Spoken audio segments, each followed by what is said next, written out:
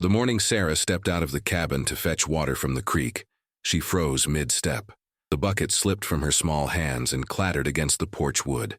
Stretched across every inch of their land, from the fence line to the barn, from the vegetable patch to the trail leading to town, stood wolves. Not 10, not 20, 300 of them, maybe more. Their silver-gray coats catching the early light like a living carpet of shadows. They weren't moving. They weren't howling. They simply stood there, massive alpha males at the front, their amber eyes fixed on the cabin door. On her. Sarah's father appeared behind her, rifle already in his trembling hands. "Sweet Jesus," he whispered, his voice barely audible. But Sarah wasn't looking at the wolves anymore. She was looking at the smallest one sitting directly in front of the porch steps, the one with the crooked ear and the white patch on its chest. The one she had found yesterday, alone and starving, whimpering in the hollow by the old oak tree. The one she had wrapped in her mother's shawl and fed warm goat's milk from a tin cup until it stopped shaking.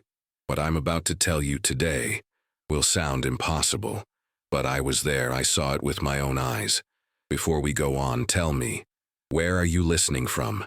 I love knowing which corner of the country you're joining me from. Drop it in the comments below. It had started the day before, on a Tuesday morning when the sky hung low and gray over the McAllister homestead. Sarah was 9 years old, with dirt permanently under her fingernails, and hair the color of autumn wheat that her mother used to braid before the fever took her 2 winters past. Now Sarah braided it herself, though the plaits were never quite even. Her father, Thomas McAllister, worked the land alone now, and Sarah had learned to carry water, feed the chickens, and mend fences without being asked. The homestead sat 3 miles from the nearest neighbor, surrounded by prairie grass that whispered secrets when the wind blew. That morning, Sarah had been sent to collect kindling from the grove of cottonwoods near the creek. Her father needed wood for the stove, and she carried a canvas sack over her shoulder, her boots crunching through the frost-touched grass. The air smelled of coming winter, that sharp, clean scent that meant snow would arrive before Thanksgiving. She hummed a tune her mother used to sing, something about a dove and a prairie rose. The grove was quiet except for the rustle of leaves and the distant call of a hawk circling overhead.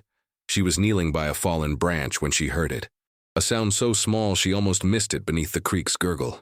A whimper, soft and desperate like a kitten caught in a rainstorm.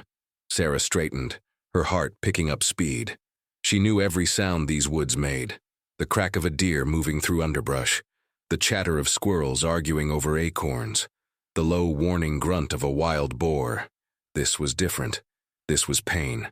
She followed the sound to a hollow beneath an old oak tree, its roots twisted and exposed like arthritic fingers.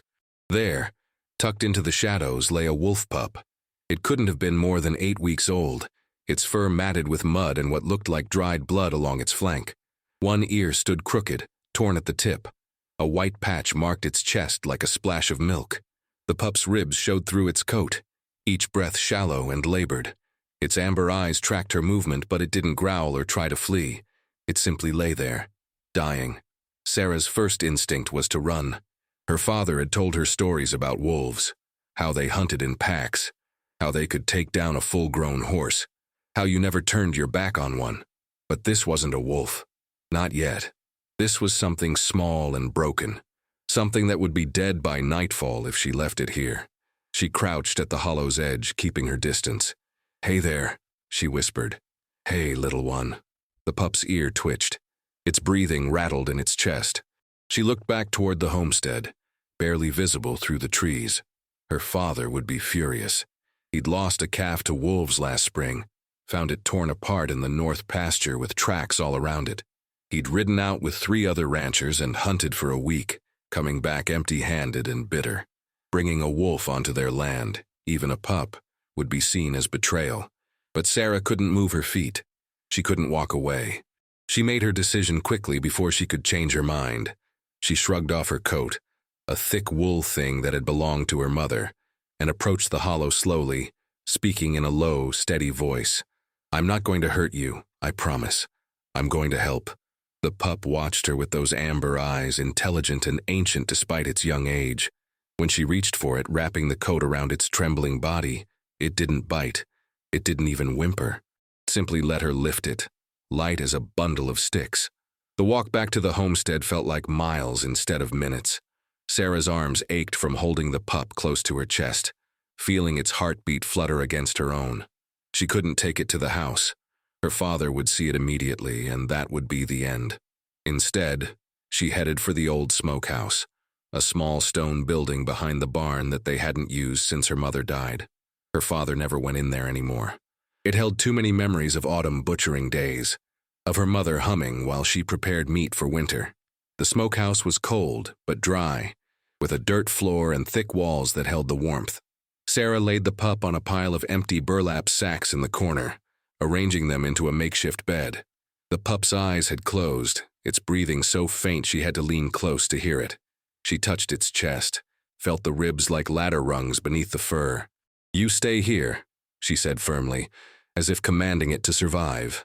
"I'll be back." She ran to the house, slipping in through the back door. Her father was in the front room, bent over his ledger book, calculating numbers that never seemed to add up. Sarah moved quietly through the kitchen, finding the tin of goat's milk they kept for baking. She poured some into a small cup, then grabbed a clean rag from the drawer. Her hands shook as she worked, expecting any moment to hear her father's heavy footsteps behind her. But he remained absorbed in his numbers, muttering about feed prices and taxes. Back in the smokehouse, she knelt beside the pup and dipped a corner of the rag into the milk. She pressed it against the pup's muzzle, letting drops fall onto its lips. Nothing happened at first. Then, slowly, a small pink tongue emerged and licked at the moisture. Sarah felt a surge of hope so strong it made her eyes sting. "That's it," she encouraged. "Come on, little one. Drink." She repeated the process, dipping and squeezing, watching the pup's tongue work weakly to lap up the milk. She spent 2 hours in that smokehouse, feeding the pup drop by drop until the cup was empty. Its eyes opened occasionally, fixing on her face with an intensity that made her uncomfortable. Wolves were supposed to be wild, dangerous, unpredictable. But this pup looked at her with something that felt almost like understanding, like gratitude. When she finally stood to leave, her knees stiff from kneeling, the pup made a small sound. Not a whimper this time. Something else. Something that might have been goodbye. That evening, Sarah pushed her stew around her plate while her father ate in silence. The kitchen felt too big with just the two of them.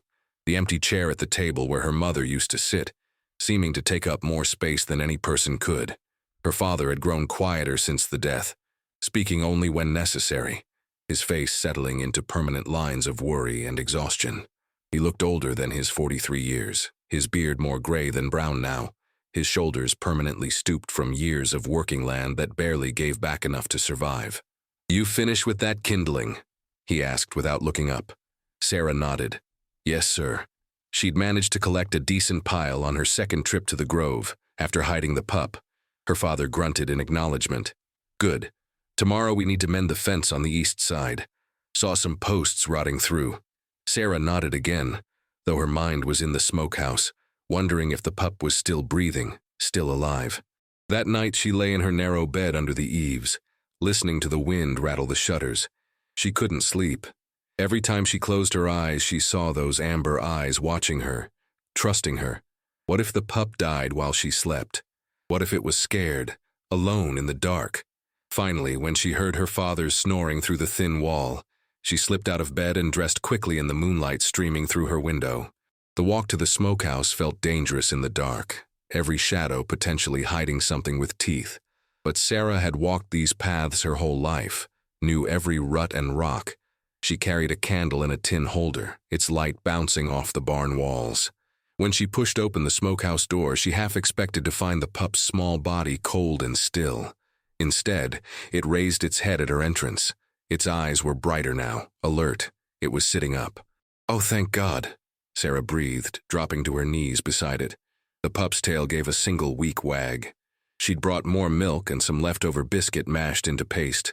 This time, the pup didn't need the rag. It lapped directly from the cup she held, making small, eager sounds as it drank. Sarah watched in amazement as it ate the biscuit paste from her palm, its tongue rough and warm against her skin. "You're going to make it," she whispered. "I don't know what I'm going to do with you, but you're going to make it." She stayed until the candle burned low, talking to the pup in a steady stream of words. She told it about her mother, about how she used to sing while churning butter. She told it about the loneliness of the homestead, about how sometimes she went days without seeing another person her age. She told it secrets she'd never told anyone, about how sometimes she resented her father for his silence, for the way grief had turned him into a stranger. The pup listened, its crooked ear twitching at the sound of her voice, its amber eyes never leaving her face. When she finally returned to the house, the eastern sky was just beginning to lighten with the promise of dawn. She climbed back into bed, her body exhausted but her heart strangely light. She'd saved something. In a world where everything seemed to be dying or leaving, she'd saved one small life. That had to count for something. She fell asleep with her palm still tingling from where the pup had licked it, tasting milk and biscuit crumbs. The next day followed the routine of any other. Sarah helped her father mend the fence, holding posts steady while he hammered. They worked in comfortable silence, the only sounds the ring of metal on wood and the whisper of prairie grass. But Sarah's mind was elsewhere, counting the hours until she could check on the pup again. When her father finally declared the work done and headed to the barn to tend the horses, Sarah slipped away to the smokehouse. The pup greeted her with what could only be described as excitement. It stood on shaky legs, tail wagging so hard its whole back end moved. The white patch on its chest seemed brighter now, clean where Sarah had wiped away the mud and blood with a damp cloth during her midnight visit.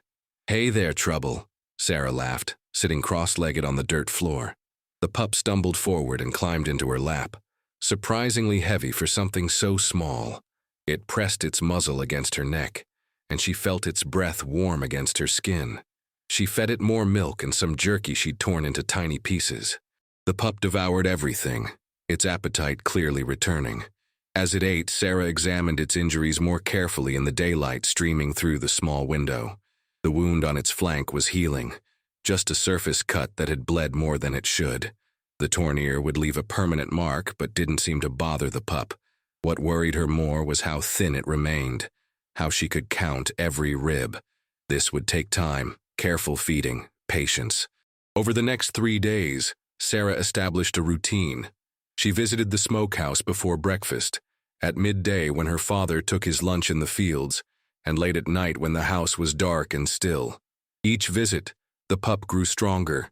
It began to play, pouncing on her bootlaces, worrying at the hem of her dress with tiny teeth that were sharp but careful. It never bit her, not once, though she'd seen it tear into pieces of meat with savage efficiency. Somehow it understood the difference, understood that her hands meant food and safety, and something it had never known before. On the 4th day, Sarah made a mistake. She'd spent longer than usual in the smokehouse, watching the pup chase its own tail in dizzy circles, and hadn't heard her father's approach. The door swung open without warning, and Thomas McAllister stood framed in the entrance, his face carved from stone. He took in the scene in one long look, his daughter sitting on the dirt floor, the wolf pup in her lap, the empty milk cup beside her. The silence stretched so long Sarah thought she might suffocate from it. "What?" her father said finally, his voice low and dangerous. "Is that?" It wasn't a question. Sarah's arms tightened around the pup instinctively. "I found him hurt. He was dying.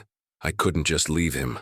Her father's jaw worked, muscles jumping beneath his beard. "That's a wolf, Sarah. Do you understand what you've done? Do you know what that thing will become?" Sarah stood, holding the pup against her chest. "He's not a thing. He's just a baby. He was starving and alone. Put it down." Her father's hand moved to his belt, where he kept his hunting knife. "Put it down now and step away." Sarah's heart hammered against her ribs. The pup seemed to sense the danger, pressing closer to her, trembling. "No." The word came out stronger than she felt. "I saved him. He's mine." Her father's eyes narrowed. "Nothing is yours on this land, girl. Everything here is mine, including you. That animal goes. Tonight, before it brings the whole pack down on us." "He won't." Sarah's voice rose, breaking. "He's alone. There's no pack. Please, Pa, please." But her father's face remained impassive, set in that expression she'd learned meant there was no argument, no compromise. "Before it brings the whole pack down on us," he repeated. Then he turned and walked away, his footsteps heavy on the path back to the house. Sarah stood frozen, the pup's heartbeat racing against her chest, and wondered how she could possibly save them both. That evening, Sarah didn't go to dinner.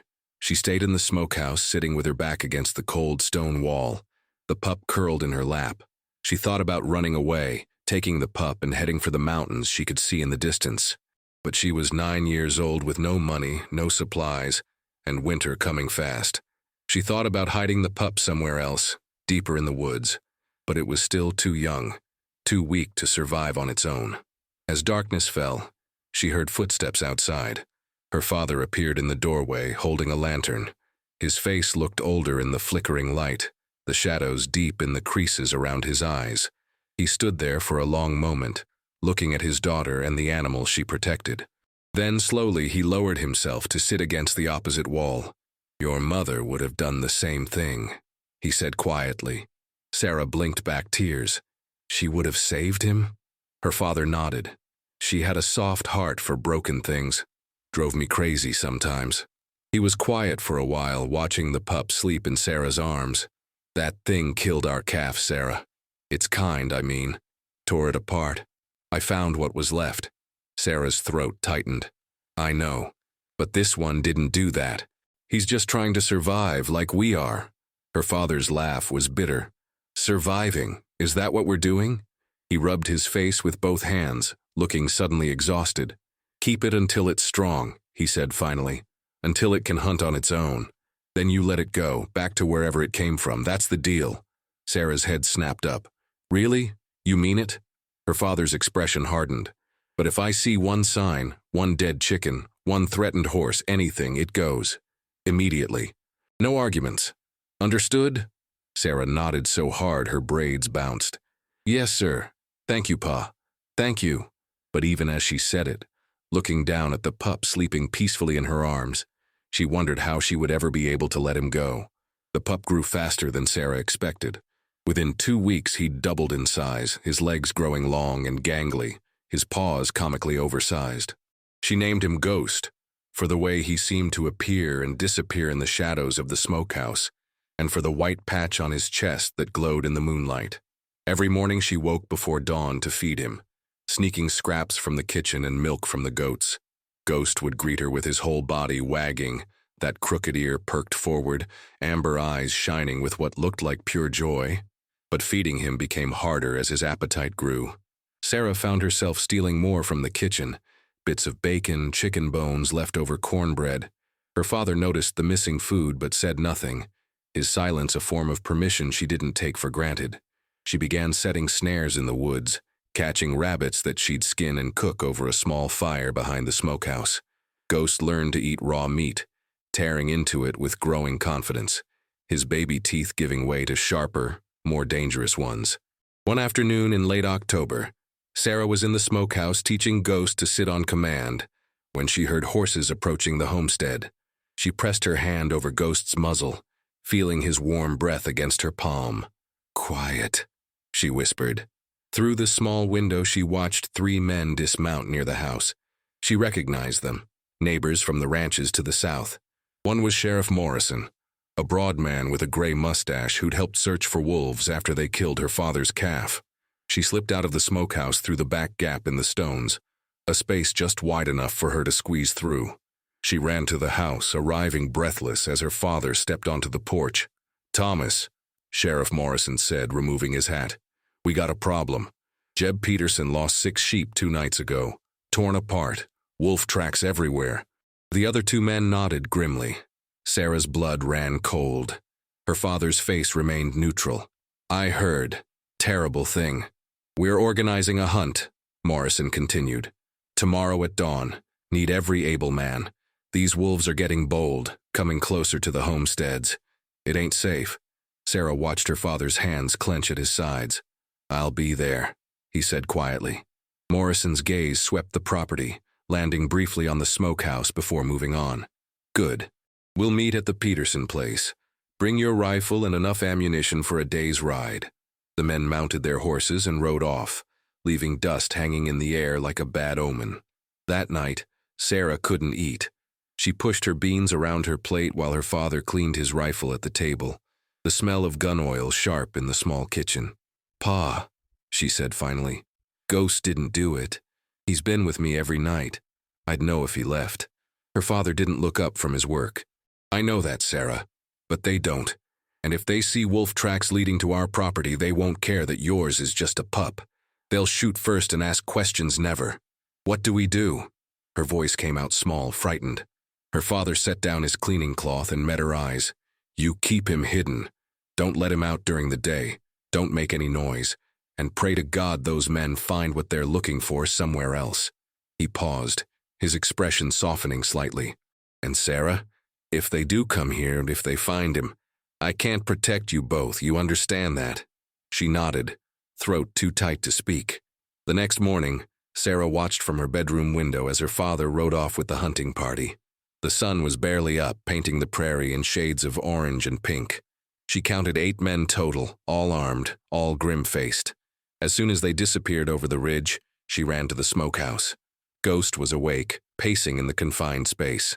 He'd grown too large for it now, his shoulders nearly reaching Sarah's waist when he stood. "We have to be quiet today," she told him, stroking his head. "Real quiet, like mice." But Ghost was restless. He'd been cooped up for weeks now, only allowed out late at night for brief runs around the property.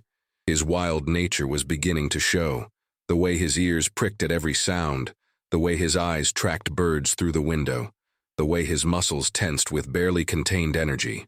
Sarah tried to tire him out with games, throwing a knotted rope for him to catch, wrestling with him on the dirt floor, but it wasn't enough. She could see it in his eyes, a growing awareness that this small stone building wasn't his world, wasn't where he belonged. Around noon, she heard it, a howl, distant but clear, rising from somewhere beyond the eastern ridge. Ghost's head shot up, his whole body going rigid. Then, before Sarah could stop him, he howled back. The sound was still high-pitched, not quite the full-throated call of an adult wolf, but unmistakable. It echoed off the smokehouse walls and carried across the prairie. Sarah's hands flew to her mouth. "No, no, no," she whispered. But Ghost howled again, longer this time, a call that spoke of loneliness and longing and something deep in his bones that Sarah could never understand. She managed to quiet him finally, holding his muzzle and speaking firmly. But the damage was done. If anyone had been close enough to hear, she spent the rest of the day in an agony of worry, jumping at every sound, certain she'd see riders coming over the hill. When her father finally returned at sunset, his face was haggard with exhaustion. "Did you find anything?" Sarah asked as he unsaddled his horse. He shook his head. "Tracks. Always tracks. But whatever's doing this, it's smart. Stays ahead of us. Covers its trail. Did anyone—" Sarah couldn't finish the sentence. Her father looked at her sharply. "Did anyone what?" She swallowed hard. "Did anyone hear anything? From our land?" He was quiet for a long moment. "Morrison mentioned he thought he heard howling from this direction around midday. I told him it was probably coyotes." His eyes held hers. "Was it coyotes, Sarah?" She shook her head miserably. "He heard the others. He couldn't help it. I tried to stop him." Her father closed his eyes, one hand gripping the saddle so tight his knuckles went white. "This is what I was afraid of," he said quietly. "That thing is growing up, it's remembering what it is, and when it remembers fully, when it hears that call—" He turned to face her. "You need to start thinking about letting him go, Sarah, before someone gets hurt, before someone gets killed." But Sarah backed away, shaking her head. "He's not dangerous. He's never hurt anyone. He's a wolf." Her father interrupted, his voice hard. "And wolves belong with wolves." That night, Sarah lay in bed, unable to sleep. She could hear Ghost scratching at the smokehouse door, restless and confined. The howling had awakened something in him, a recognition of his true nature. She thought about what her father had said, about Ghost remembering what he was. But wasn't he also remembering her? The hands that fed him, the voice that comforted him, the girl who'd saved his life. Didn't that count for something? She must have dozed off because she woke to a sound that made her blood freeze. Gunshots, multiple shots, rapid fire coming from somewhere to the south. Then shouting, men's voices raised in alarm. Sarah threw off her blanket and ran to the window.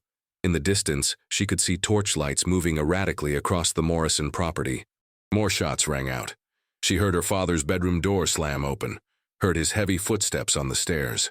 By the time she reached the kitchen, her father was already dressed, rifle in hand. "Stay in the house," he ordered. "Lock the doors. Don't open them for anyone but me." Sarah grabbed his arm. "What's happening?" Her father's face was grim. "Wolves. At Morrison's place. Sounds like a whole pack." He pulled free and headed for the door. "Thomas McAllister," a voice shouted from outside. It was Morrison himself on horseback, his face wild in the moonlight. "They killed my horse, tore it apart right in the paddock. There's dozens of them." Sarah's father mounted quickly and rode off with Morrison, leaving Sarah alone in the dark house. She ran to the smokehouse, her bare feet flying over the cold ground. Ghost was at the door, hackles raised, growling low in his throat. He'd heard the shots, smelled the fear on the wind. "It's okay," Sarah said, though her voice shook. "It's okay, boy." But Ghost pushed past her, out into the night. "Ghost, no," she hissed. "I come back." He paused at the edge of the yard, looking back at her. Then he lifted his nose to the wind and howled. The sound raised every hair on Sarah's body. It was different now, deeper, more resonant. An adult's call, and from the darkness beyond their fence line, other howls answered. Not one, not two. What sounded like a dozen voices, maybe more, rising in a chorus that spoke of pack and family and wild places. Ghost's ears swiveled toward the sound. His tail, usually wagging and friendly, now stood straight and stiff. Sarah realized with a sinking heart that she was watching him choose. "Please," she whispered, "please don't go." Ghost turned to look at her one more time. In the moonlight, his eyes glowed amber, ancient and unknowable. Then he took a step toward the fence line. Another. Sarah felt tears streaming down her face but didn't move to stop him. How could she? He was never meant to be hers. He was never meant to live in a smokehouse, eating scraps, hiding from the world. He was meant for this, for the wild chorus calling his name, for the pack that waited in the darkness. But Ghost didn't leave. Instead, he did something that made no sense. He turned back to the smokehouse, grabbed something in his jaws, the old wool blanket Sarah had given him, and carried it to the fence line. Then he sat down, facing outward, positioning himself between Sarah and the howling pack. He didn't howl again. He simply sat there, a young wolf not quite grown, choosing his side, choosing her. Sarah heard horses returning at a gallop. Her father and Morrison burst into the yard, rifles ready, and pulled up short when they saw Ghost sitting sentinel at the fence. "Jesus Christ," Morrison breathed. "There's one right here. Right on your land, Thomas." His rifle swung toward Ghost.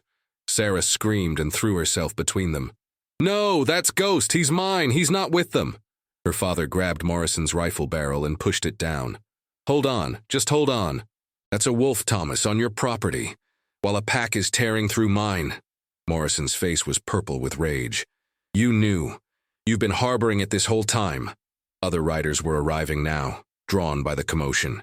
Jeb Peterson, whose sheep had been killed. The Henderson brothers from the next ranch over, all armed, all looking at Ghost with murder in their eyes. Sarah clung to her father's arm. "Please, Pa. Please don't let them." She could feel him trembling, caught between protecting his daughter and facing his neighbor's wrath. "Look at him," her father said, his voice steady despite the tremor in his hands. "He's not attacking. He's protecting. He's sitting between my daughter and those woods where the real pack is. He's making a choice." Morrison spat into the dirt. "Wolves don't make choices like that. They're killers, all of them." But even as he said it, his conviction seemed to waver. Because Ghost hadn't moved. Despite the guns pointed at him, despite the men shouting, he sat perfectly still, that crooked ear forward, eyes alert but not aggressive. Then something happened that no one could have predicted. From the woods came a new sound. Not howling this time, but a low, rumbling growl that seemed to come from everywhere at once. The horses started dancing nervously, ears flat. Ghost stood up slowly and took 3 steps forward, closer to the fence, his hackles raised. And out of the tree line, moving like liquid shadow, came the pack. Not attacking, just appearing. 10 wolves, 15, 20, more. All adults, all massive. their eyes reflecting the torchlight like coins of fire. Sarah heard Morrison's breath catch. Mother of God. The wolves arranged themselves in a loose semicircle at the fence line, facing the homestead. The largest, a huge male with silver-shot fur, stepped forward and fixed his gaze on Ghost. The air between them seemed to crackle with unspoken communication. Ghost's tail lowered, a gesture of submission, but he didn't move from his position. The alpha's eyes shifted to Sarah, standing small and terrified behind her father. The wolf's gaze held hers for what felt like an eternity. "Nobody move," her father whispered. "Nobody even breathe." The standoff lasted maybe a minute, though it felt like hours. Then the alpha wolf did something incomprehensible. He dipped his head slightly, not quite a bow but an acknowledgement, and turned away. The rest of the pack followed, melting back into the darkness as silently as they'd appeared. Within seconds they were gone, leaving only tracks in the frost-touched grass. Ghost remained at his post for another long moment, then slowly returned to Sarah's side and pressed against her leg. The men stood frozen, trying to process what they'd just witnessed. Finally, Morrison lowered his rifle. "I don't..." He started, then stopped. "I've been ranching these lands for 30 years. I've hunted wolves. I've tracked them. I've never seen anything like that." Jeb Peterson spoke up, his voice shaky. "That big one, that was the alpha. I've seen his tracks at my place. He's the one leading them." He looked at Ghost, then at Sarah. But he just left, walked away from an easy target. Thomas McAllister's arm came around Sarah's shoulders, pulling her close. "Maybe he understood," he said quietly. "Maybe he saw that one of his own had chosen something different, and he respected it." Morrison shook his head slowly. "You're talking about wolves like they think, like they reason." But his voice lacked conviction. They'd all seen what they'd seen. There was no explaining it away. "I want that pup off your land," he said finally, but his heart wasn't in it. "If anything else happens..." "Nothing else will happen," Thomas interrupted. "Trust me on that." The men rode away slowly, looking back over their shoulders, clearly shaken. When they were gone, Sarah knelt beside Ghost and buried her face in his fur. "You stayed," she sobbed. "You could have gone with them, but you stayed." Her father crouched beside them, his hand resting on Ghost's head. "That's not a normal wolf, Sarah. That's something else. Something I don't have words for." He was quiet for a moment. "Your mother would say it's because love is stronger than blood, that the family you choose matters more than the one you're born to." But Sarah barely heard him.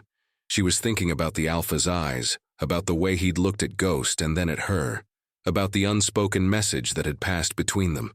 The pack had come to claim one of their own, but they'd seen something that made them pause. They'd seen the bond, and somehow, impossibly, they'd chosen to honor it. Sarah looked up at the dark tree line where the wolves had vanished. "They'll come back," she whispered. "Won't they?" Her father helped her to her feet. "I don't know, sweetheart. I honestly don't know."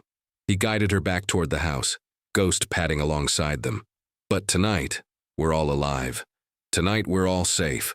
That's more than I thought we'd have when those shots rang out." At the porch steps, he paused. "Tomorrow things might be different.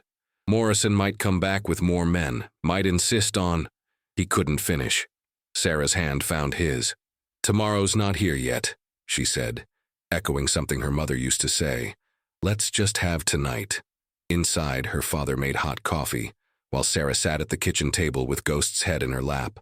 The wolf's eyes were already drooping closed, exhausted from the night's events. But Sarah couldn't stop replaying it all in her mind.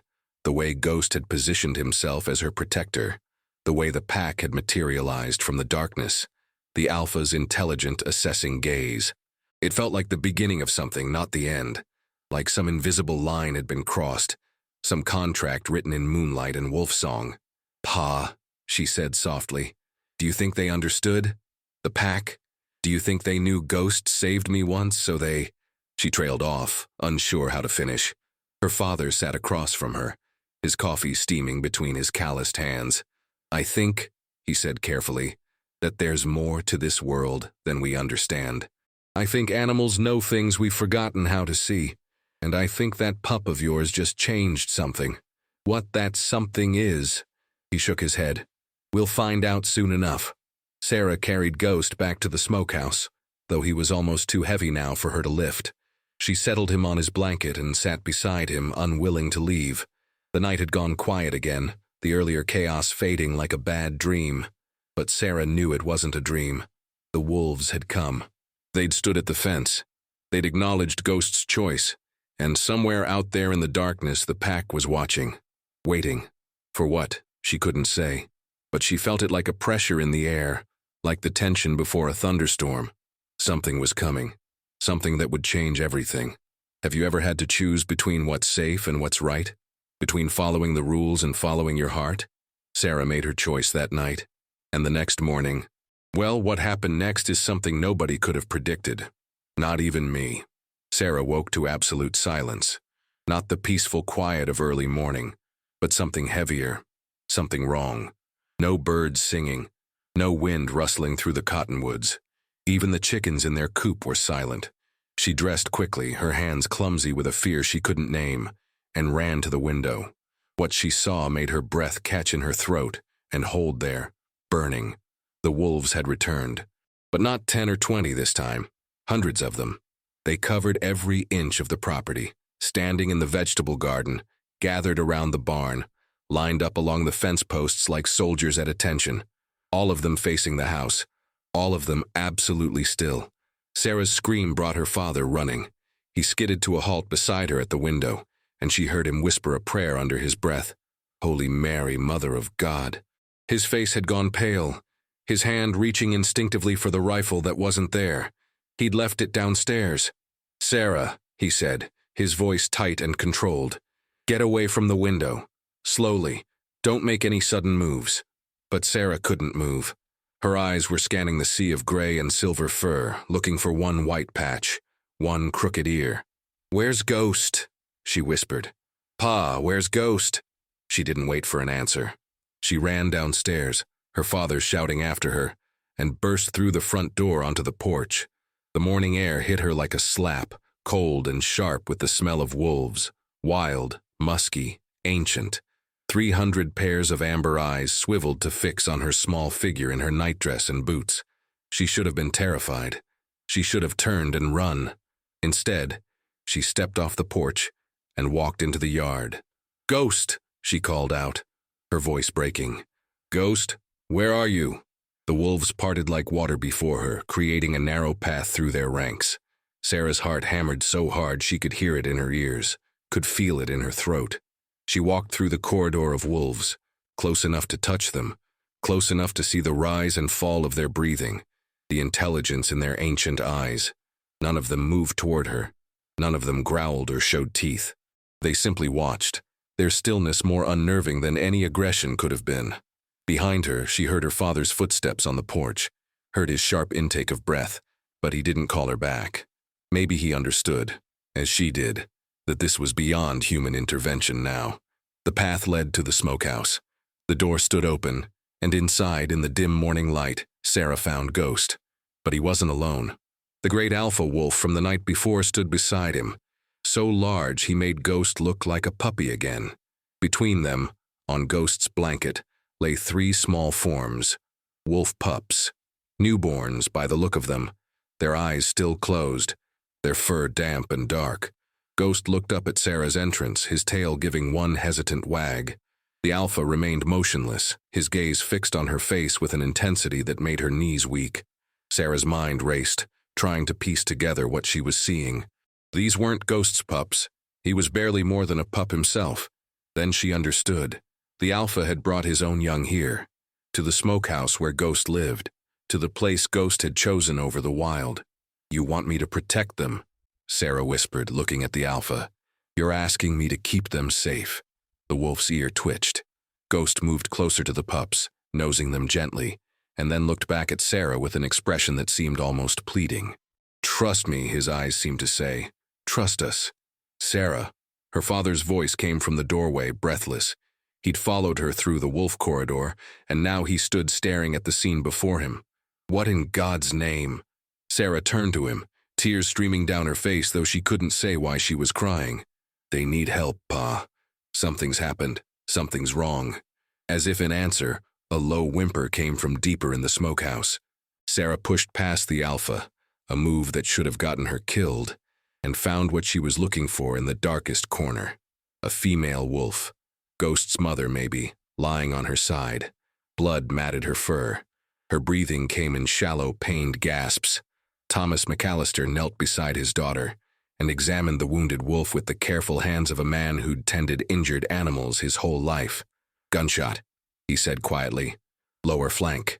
Bullet still in there." He looked up at the alpha, who had moved to stand over the female, his massive head lowered. "She's the mother, isn't she? Of those pups." He gestured to the infants. "She gave birth and then got shot, probably trying to lead hunters away from the den." The alpha made a sound low in his throat. Not quite a growl, something deeper, more anguished. It was the sound of grief trying to find a voice. Sarah's hand found her father's shoulder. "Can you save her?" Thomas was quiet for a long moment, his fingers probing gently around the wound while the female wolf lay impossibly still, as if she understood he was trying to help. "I don't know," he admitted. "The bullet's deep. She's lost a lot of blood, and even if I could get it out—" He trailed off. They both knew the real question. Could he perform surgery on a wild wolf surrounded by her pack? Would they let him? Would they understand? "I have to try," he said finally. "Get my medical kit from the house, the one I use for the horses, and boil water, a lot of it." Sarah ran.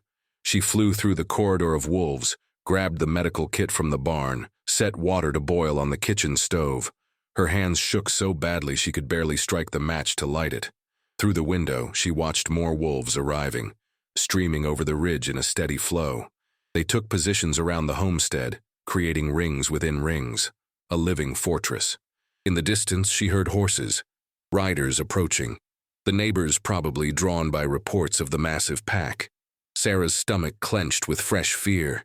If armed men arrived to find this— She carried the kit and a pot of steaming water back to the smokehouse, moving through the wolves like a ghost herself. Inside, her father had cleared a space and positioned the female wolf on her side, speaking to her in the same low, soothing voice he'd used with Sarah's mother during her final illness. "That's it, girl. Easy now. I'm going to help you. I promise I'm going to try." Ghost sat beside the pups, keeping them warm with his body. The alpha had moved to the female's head, his nose pressed against her muzzle. The intimacy of the gesture made Sarah's eyes burn. Her father worked with steady hands, cleaning the wound, probing for the bullet. The female wolf whimpered and tensed but didn't snap or try to flee. The alpha rumbled low, a constant vibration that seemed to calm her. Sarah held the lamp close so her father could see, biting her lips so hard she tasted blood. "There," her father muttered. "Got it." The forceps emerged, holding a misshapen bullet, and fresh blood welled from the wound. He worked quickly, packing it with clean cloth, stitching with the same thick thread he used to repair saddles. The female's breathing grew more labored. "Come on," Thomas whispered. "Come on, girl, stay with us." Outside, Sarah heard voices, men shouting, "Thomas McAllister, you in there? We can see the tracks. The whole damn pack is on your property." It was Sheriff Morrison, his voice tight with fear and anger. "Come out where we can see you, both of you." Sarah's father didn't pause in his work. "Go," he told Sarah. "Tell them what's happening. Tell them if they start shooting, everyone dies, us included." Sarah looked at the wounded wolf, at the tiny pups, at Ghost's frightened eyes. Then she walked out to face the armed men. There were at least 20 riders now, all carrying rifles, all looking at the sea of wolves with expressions somewhere between terror and fury. Morrison sat at the front, his horse dancing nervously beneath him. When he saw Sarah emerge, his face went red. "Get away from there, girl. Get to safety." But Sarah stood her ground on the smokehouse steps. "My father's inside," she called out, her voice steadier than she felt. "He's performing surgery on a wounded wolf. If you fire a single shot, if you scare them, she'll die. And if she dies—" She looked at the alpha males positioned between her and the riders. "I don't think any of us will leave here alive." "Surgery?" Morrison's voice cracked on the word. "Have you lost your minds? They're wolves. They're killing livestock. They're protecting their family," Sarah shouted, surprising herself with her anger. "Just like you would. Just like any of us would." She pointed at the smokehouse. "That female in there is Ghost's mother. She gave birth and got shot trying to lead hunters away from her babies. She came here because Ghost is here. Because she knew we saved him once. She's asking us to save her now, to save her pups. Jeb Peterson urged his horse forward. That's the one killed my sheep. I know it. I saw the tracks. Sarah shook her head. No, your sheep were killed because the pack was desperate. Because someone shot their alpha female and she couldn't hunt. They were starving. She had no way of knowing if this was true, but it felt right. Felt like the missing piece of the puzzle. Everything that's happened, all the attacks, all the kills, it's because we hurt them first, because someone shot a nursing mother. The men exchanged uncomfortable looks. Morrison's grip on his rifle loosened slightly. Even if that's true, he said, even if we believe that, we can't just let a pack of wolves live on the doorstep of our ranches. It ain't practical. It ain't safe. His eyes swept the hundreds of wolves surrounding them. And how do we know they'll leave peacefully? How do we know they won't turn on us the moment we lower our weapons? As if in answer, a ripple went through the pack. The wolves began to shift, to rearrange themselves. And from the tree line came more. Not dozens this time. Hundreds more. Maybe more than 1,000 all told. The message was clear. You can't win this fight. Thomas McAllister emerged from the smokehouse, his hands and forearms covered in blood. Every rifle swung toward him, but he raised his hands slowly. She's alive, he called out. The mother wolf. She's going to make it.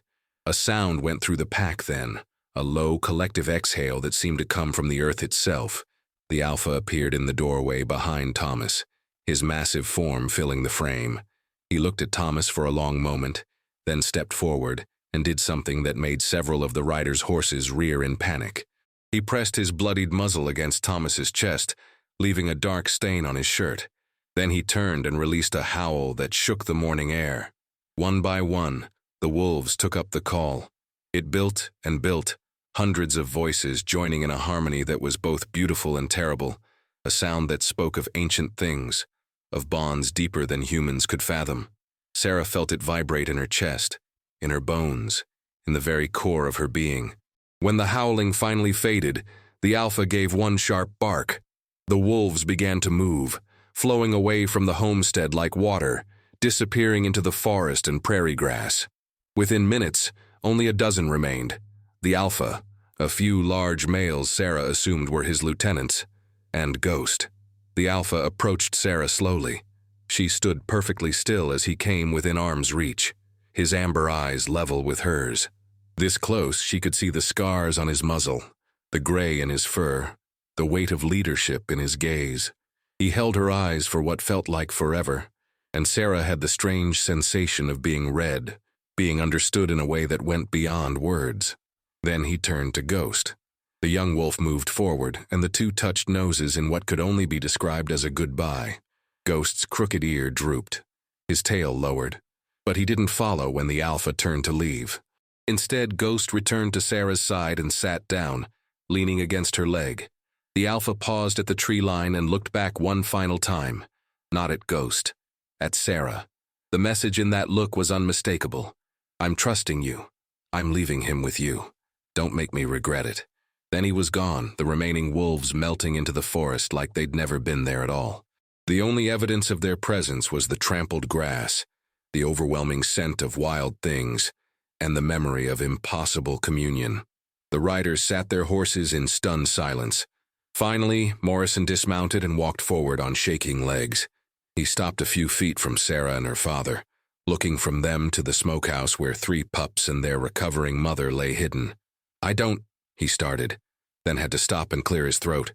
I've been telling myself for 30 years that animals don't think, that they don't feel, that they're just dumb beasts acting on instinct. He removed his hat and ran a hand through his hair. But what I just saw, that wasn't instinct. That was reasoning. That was trust. That was... He couldn't finish. Thomas McAllister put a hand on Morrison's shoulder. That was family, he said quietly. Same as us. They love. They grieve.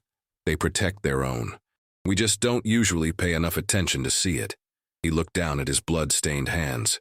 That female in there, she should have torn my throat out when I started cutting, but she knew. Somehow she knew I was trying to help. She chose to trust. He paused. Maybe it's time we chose to trust back. Over the following days, word spread through the territory, not just about the standoff, but about what came after. Thomas and Sarah tended to the mother wolf until she was strong enough to travel. They bottle-fed the pups, keeping them warm and safe. Ghost appointed himself their guardian, refusing to leave their side even to eat. And every evening at sunset, wolves would appear at the tree line, never approaching, never threatening, just watching, making sure their own were safe, making sure the humans kept their word. When the mother wolf was finally strong enough to walk, the pack returned. Not hundreds this time, just a small group led by the alpha. The female emerged from the smokehouse on unsteady legs, her pups stumbling after her on oversized paws. She paused in front of Sarah, and for a moment their eyes met. Then the wolf did something that made Sarah's breath catch. She bowed her head, lowering it until her nose nearly touched the ground. A gesture of profound respect, profound gratitude. Sarah dropped to her knees and placed her hand on the wolf's head, feeling the warmth of her fur, the strength that was slowly returning. The pack left peacefully. The pups carried gently in their parents' mouths. But they didn't go far. Over the weeks and months that followed, it became clear that something had fundamentally changed in the territory. The wolves still hunted, still lived their wild lives, but the attacks on livestock stopped completely. Ranchers reported seeing wolves driving deer toward their properties, as if paying back a debt. Children claimed they'd seen wolves watching over them while they played near the tree line, protective rather than predatory. The relationship between human and wolf had shifted into something new, something unprecedented. Ghost grew into a magnificent animal, larger than his mother, with that white chest patch gleaming like a star. He never fully belonged to Sarah. She understood that now. He was wild, would always be wild, but every evening he'd return to the homestead, would spend the night in what had been the smokehouse, would press his nose against her palm before disappearing into the dawn. He was a bridge between two worlds, a reminder that sometimes the impossible becomes possible when you choose love over fear, trust over violence. Sheriff Morrison became one of the story's most vocal advocates, telling anyone who'd listen about the morning he'd watched wolves and humans reach an understanding. Some believed him. Many didn't. They called it tall tales, frontier mythology, the kind of story that grows bigger with each telling. But the ranchers who lived there knew better. They'd seen the tracks. They'd felt the change. They'd witnessed the moment when human and wolf looked at each other and saw not enemy, but kin. And they knew that Sarah McAllister, a 9-year-old girl with dirt under her fingernails and a heart bigger than the prairie, had changed their world forever. Years later, long after Sarah had grown and married and had children of her own, she would stand on that same porch and watch wolves playing in the distance. Her grandchildren would ask her to tell the story again, the one about the little girl and the starving pup, the one about the morning 300 wolves covered the land. And she would tell it, every detail still sharp and clear as crystal. But what she never told them, what she kept locked in her heart like a precious secret, was the truth she'd learned that day. That love doesn't recognize the boundaries we try to draw. That family isn't always blood. That sometimes the most profound act of bravery is simply choosing to trust. The McAllister homestead still stands today, though Sarah's been gone for many years now. Folks say if you visit at sunset, you might see wolves on the ridge silhouetted against the dying light, and if you look close enough, you might spot one with a crooked ear and a white patch on his chest. Some say it's Ghost, impossibly old. Others say it's his descendant carrying on the tradition. But the ranchers who live there, the ones who know the story in their bones, they'll tell you something different. They'll tell you it doesn't matter which it is. What matters is the promise that was made that morning, human to wolf, heart to heart. What matters is that some promises, once made, echo through generations. What matters is that love, real love, never truly dies. Sarah used to say, in those final years, that saving Ghost was the smallest thing she'd done that day. The real miracle was everyone else choosing to lay down their weapons, choosing to see the wolves not as enemies but as neighbors, as fellow travelers in this hard land. We all have a choice, she'd say, her eyes distant, looking at something beyond the horizon. Every single day we choose what kind of world we want to live in, one built on fear and violence, or one built on trust and compassion. She'd smile then, That smile that held 50 years of memory. I know which one I chose, and I've never regretted it for a single moment. Sometimes the most extraordinary stories are the ones that actually happened. Sometimes the impossible is just waiting for someone brave enough to believe it's possible. Has a story ever changed the way you see the world? Has something impossible ever turned out to be real? Tell me in the comments. I love hearing your stories. And if this one touched your heart, if it reminded you that there's still magic in this world if we're brave enough to look for it, then share it. Share it with someone who needs to remember that love is stronger than fear, that trust can bridge any divide, that a 9-year-old girl with dirt under her fingernails can change the world. Subscribe for more stories like this. True stories, impossible stories, stories that remind us what it means to be human. Until next time, keep your hearts open and your eyes on the horizon. You never know what miracles might be waiting there.